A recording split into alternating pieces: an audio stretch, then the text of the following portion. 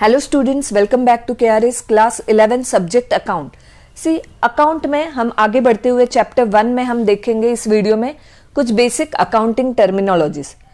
C in order to have a better understanding of accounting subject it is necessary to know the meaning of certain basic terms जो account में use की जाती है। Account में जो basic term use की जाती है हम इस वीडियो में देखेंगे। जैसे बिजनेस में जिसके पास से पैसा आने वाला है उसे क्या बोलते हैं, जिसको पैसा देना है उसे क्या बोलते हैं, ओनर ने अगर पैसा कुछ विड्रॉ किया बिजनेस से तो उसे क्या वर्ड क्या है अकाउंटिंग टर्म में। तो हम वो सभी टर्मिनोलॉजीज इस वीडियो में मैक्सिमम टर्मिनोलॉजीज कवर करेंगे। So first term is transaction. से हम जितने भी आगे जाके आप अकाउंट सब्जेक्ट में क्वेश्चन देखोगे तो क्वेश्चन में आपको कुछ ट्रांजेक्शन दी हुई रहती है। वो ट्रांजेक्शन एडजस्टमेंट को लेके आपको जर्नल बनाना है या लेजर बनाना है, फाइनल अकाउंट बनाना है। तो ट्रांजेक्शन यानी क्या? So transaction means nothing but exchange of goods and services between two person और टू पार्टीज फॉर मनी और money's worth is known as transaction. यानी सिंपली बिजनेस में बहुत सारे ट्रांजेक्शन रहेगी जहां पे गुड्स एक्सचेंज हो रहा है, उसके रिटर्न में कैश मिल रहा है, या क्रेडिट पे ट्रांजेक्शन है, या कोई सर्विसेज है।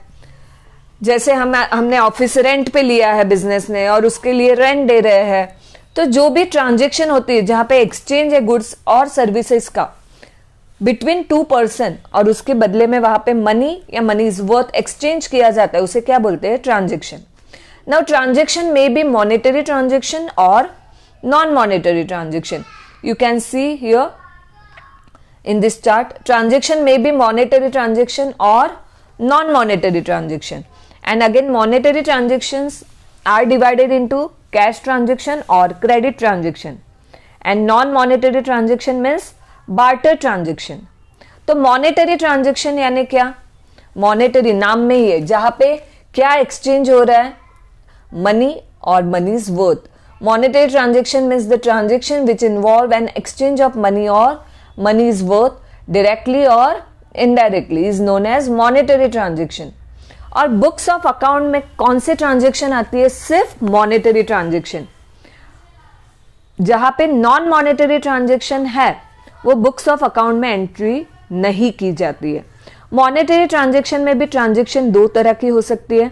एक तो जहां पे जो भी मॉनेटरी ट्रांजैक्शन है तो पैसा इमीडिएटली एक्सचेंज हो रहा है, या फिर क्रेडिट ट्रांजैक्शन हो सकती है जहां पे पैसा किसी लेटर डेट पे फ्यूचर में एक्सचेंज किया तो उसे क्या बोलेंगे? Credit transaction.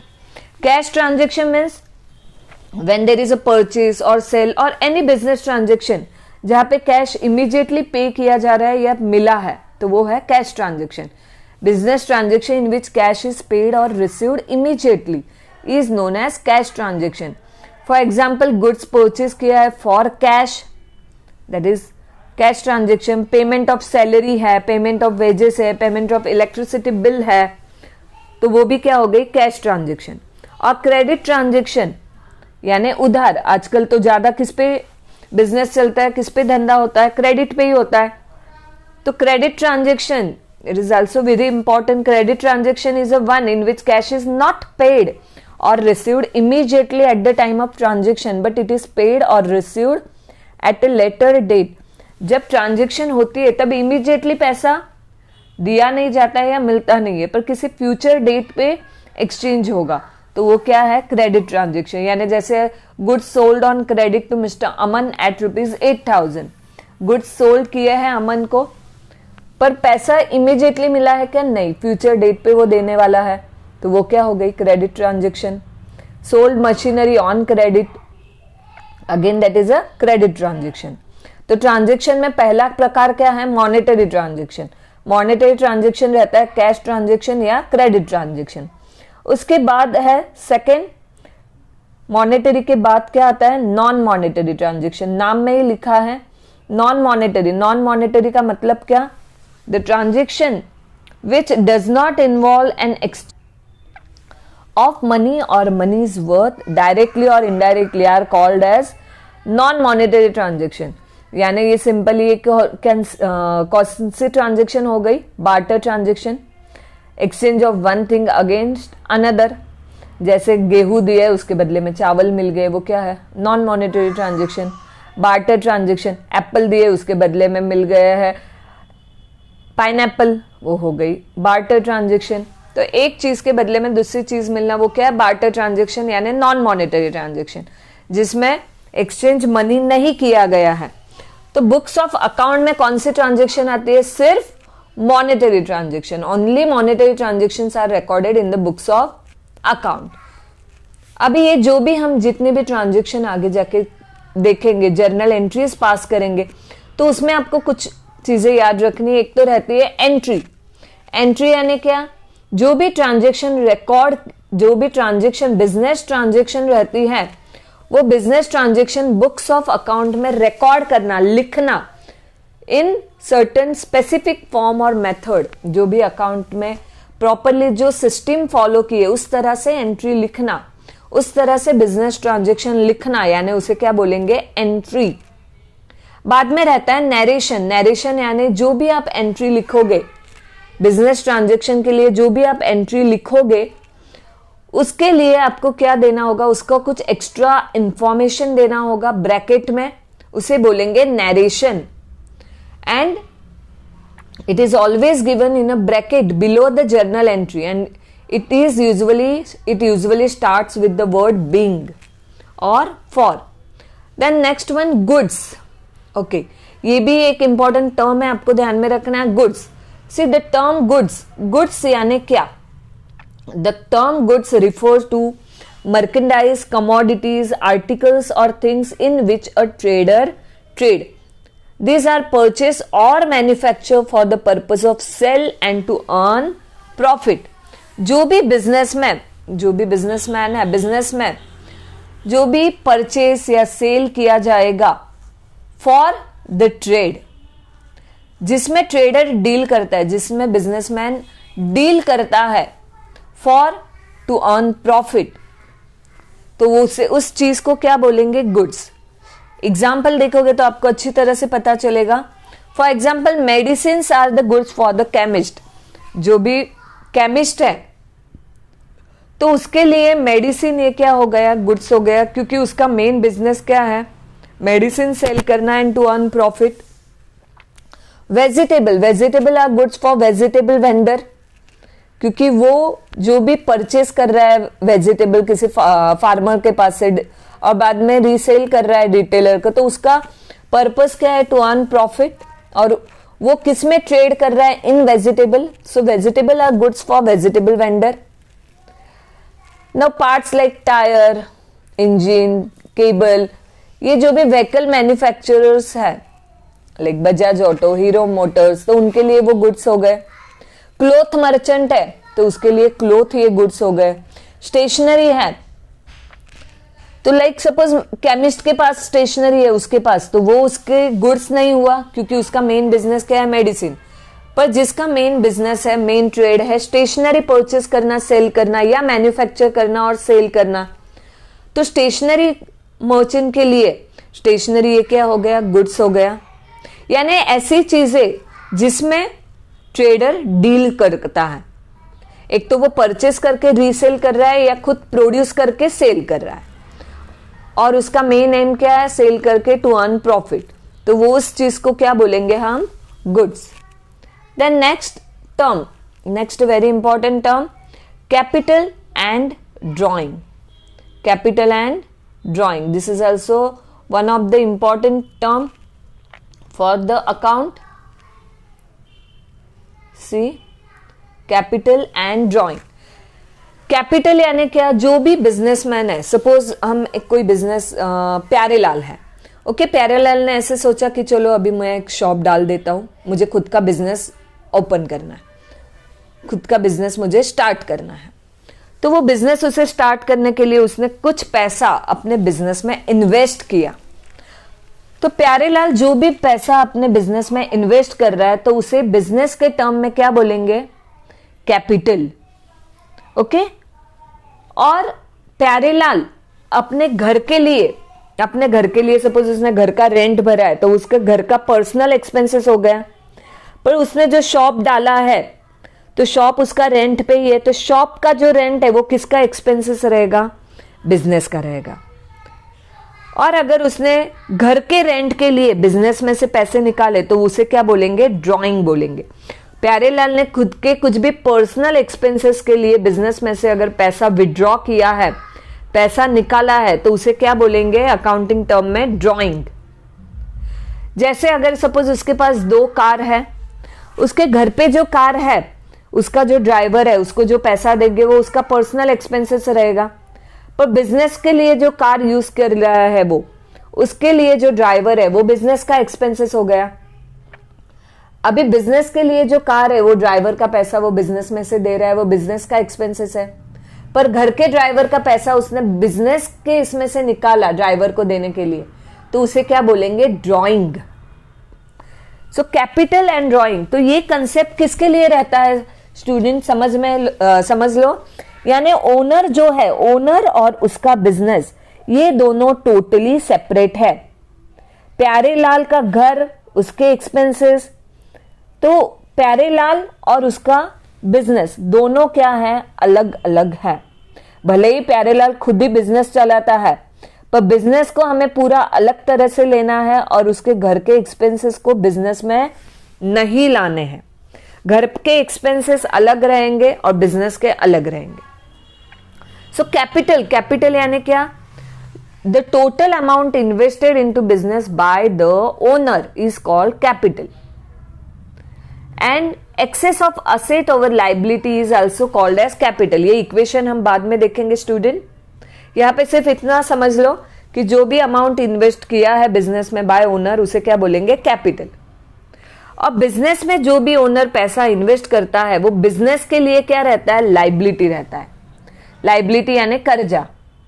Capital is a liability of the business as this amount is payable by the business enterprise to the owner at the time of the closure of the business. Business start करने के लिए प्यारेलाल खुद के pocket में से भी थोड़ा पैसा इन्वेस्ट करेगा, और ऐसे भी हो सकता है उसने बैंक में से भी थोड़ा लोन लिया है। तो बैंक में से जो लोन लिया है वो भी बिजनेस के लिए, प्यारेलाल एंड शॉप, उसके लिए वो कर्जा है प्यारेलाल की शॉप के लिए। और जो प्यारेलाल ने पैसा इन्वेस्ट किया है बिजनेस में, वो भी वो बिजनेस के लिए क्या है? एक तरह का कर्जा ही है कि आज नहीं तो कल प्यारेलाल को वो चुकाना है।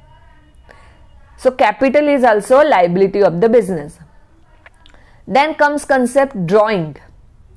ड्रॉइंग मीन्स जो भी ओनर बिजनेसमैन है वो पर्सनल यूज के लिए अगर बिजनेस में से कुछ भी विड्रॉ करता है यानी निकालता है अपने खुद के पर्सनल यूज के लिए, उसे बोलेंगे ड्रॉइंग। अगर प्यारेलाल ने अपने शॉप में से कुछ भी खुद के यूज के लिए, पर्सनल यूज के लिए निकाला बिजनेस में से, तो उसे क्या बोलेंगे? Drawing.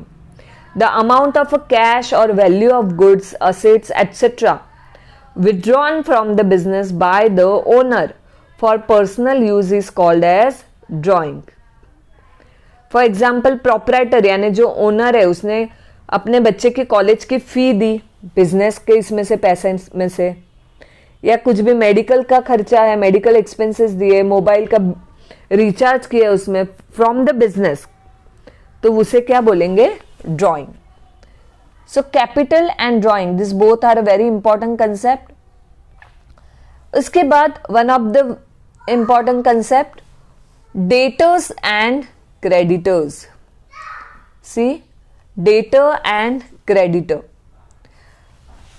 See, businessman, like suppose Pyarelal ने दुकान तो खोल दिया है, स्टार्टिंग में वो भले ही कैश में ही बिजनेस करे, किसी को भी वो उधार में नहीं देगा, पर धीरे धीरे धीरे उसके क्या हो गए? रिलेशन बन गए। आजू बाजू में जितने भी नेबरर्स है जो उसके शॉप में से बार बार लेके जा रहे हैं, कभी सपोज किसी के पास पैसे नहीं रहे तो प्यारेलाल बोलेगा ठीक है चलो आप मुझे बाद में दे देना।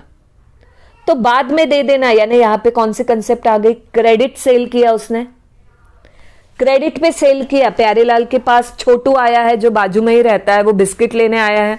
छोटू ने बोला अंकल मेरे पास अभी नहीं है पैसे, तो प्यारेलाल बोला ठीक है मैं लिख के ले लेता हूं नोट में, तो बाद में मुझे आके पैसे दे देना। तो छोटू के पास से प्यारेलाल को 50 रुपए लेने हैं बिस्किट के, उसने वो लिख लिया है। तो छोटू ये प्यारेलाल के शॉप के लिए कौन बन गया? डेटर। यानी जिसके पास से भी बिजनेस को पैसा लेना है वो सब क्या रहते हैं, debtor. A person who has to pay to the business for getting goods and services on credit is known as debtor. यानी छोटू को पैसा देना है बिजनेस को, उसने गुड्स क्रेडिट पे लिया तो वो कौन बन गया बिजनेस के लिए, डेटर। प्यारेलाल के दुकान के लिए छोटू कौन बन गया, debtor. Debtor is a person who owes money to the business, उसे पैसा चुकाना है बिजनेस को, इसलिए डेटर ये बिजनेस के लिए क्या बन जाता है, asset.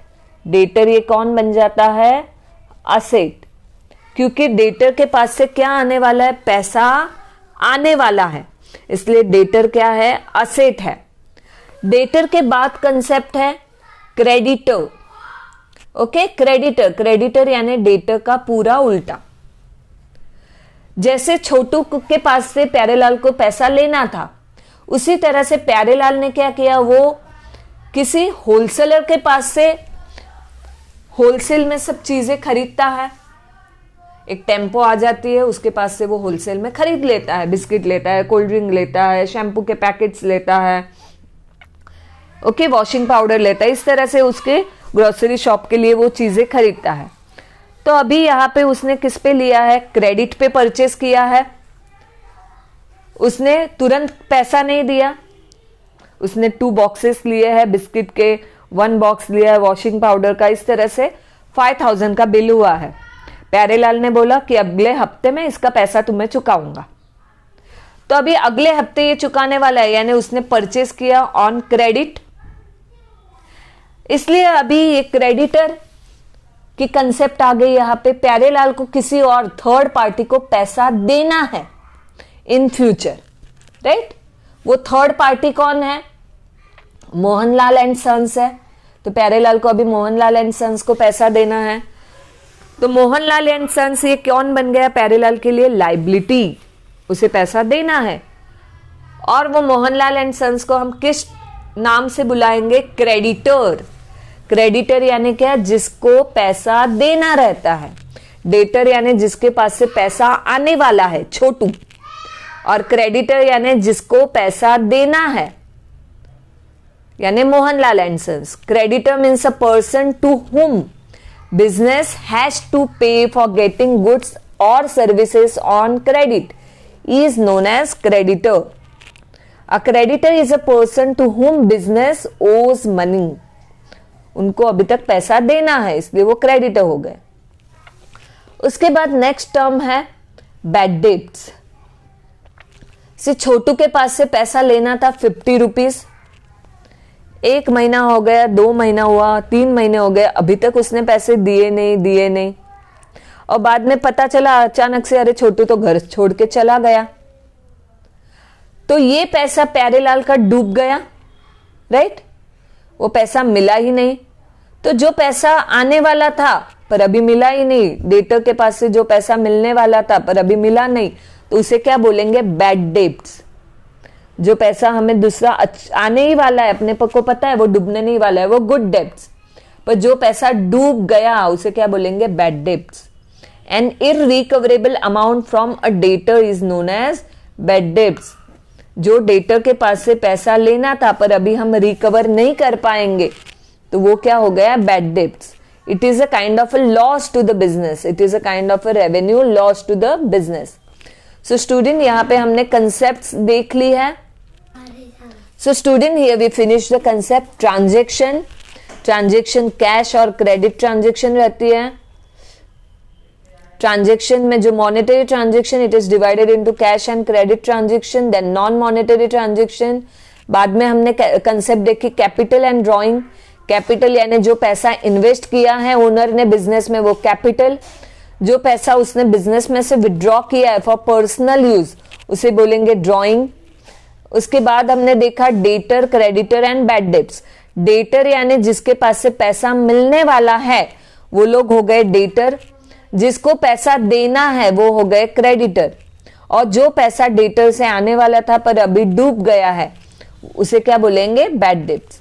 So thank you student. Next इस वीडियो में हम नेक्स्ट कंसेप्ट देखेंगे। Have a good day.